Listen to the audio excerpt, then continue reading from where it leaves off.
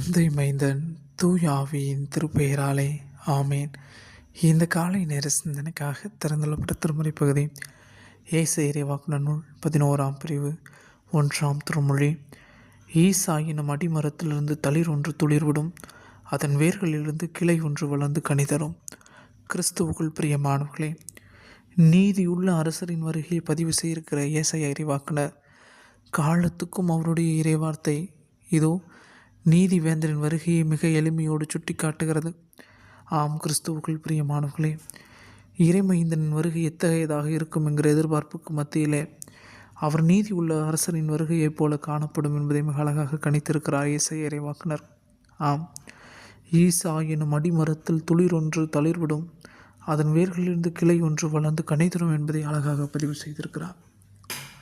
அடிமைப்படுத்தப்பட்ட, ஒடுக்கப்பட்ட, நசுக்கப்பட்ட சமூக கூட்டத்துக்கு மத்தியிலே அவர்களை விடுதலைக்கு நேராக வழிநடத்தப் போகிறவர்கள் இதோ முற்றிலுமாக இல்லாமல் போன ஒரு சமூகத்திலிருந்து ஒரு உயிர் தோன்றலை வெளிப்படுத்தி இருக்கிறார் என்பதை மீண்டும் நமக்கு நினைப்பூட்டுகிறார். ஒருவேளை முடிந்து விட்டது என்று தள்ளப்பட்ட குலத்திலிருந்து மீண்டுமாக ஒரு குலக்குலைந்து முளைத்தெழுகிறது என்பதை மீண்டும் நினைப்பூட்டிக் கொள்ள அழைக்கப்பட்டிருக்கிறோம். ஈசா என்கிற அடிமரத்திலே தளிர் ஒன்று துளிர் விடுவதும் அதன் வேர்களின் கிளைகள் ஒன்று வளர்ந்து கனி தருவதுமாக மாறுவதுமாயிருக்கிற இயேசு கிறிஸ்துவின் வாழ்வை சூழலை அழகாக இங்கு வடிவமைத்திருக்கிறார் ஏசாயா இறைவாக்குனர்.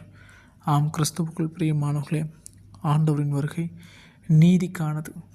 இதோ நசுக்கப்படுகின்ற, ஒடுக்கப்படுகின்ற, ஒருவேளை ஒன்றும் இல்லை என்று கருதப்படுகின்ற இடங்களிலிருந்து மீண்டும் புதிய ஒரு தொடக்கத்தை கொடுப்பதற்காகவே ஆண்டவர் வருகிறவராயிருக்கிறார் என்பதை நாம் நினைத்து கொள்ள அழைக்கப்பட்டிருக்கிறோம்.